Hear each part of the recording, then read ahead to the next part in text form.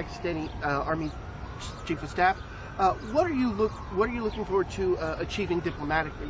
Well, I stopped a war between Pakistan. I love Pakistan. I think Modi is a fantastic man. I spoke to him last night. We're going to make a trade deal with Modi of India. But I stopped the war between Pakistan and India.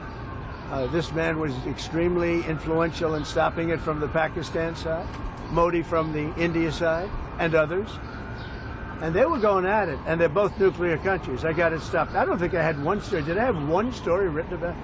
I stopped a war between two major nations, major nuclear nations. I don't think I had a story written about it, but that's okay. You know why? The people know. The people know. Did anybody write that story about the war? Did anybody? Did you write it? Oh, did you write it? You wrote it. These brothers have asked you to get more adjustments that need to be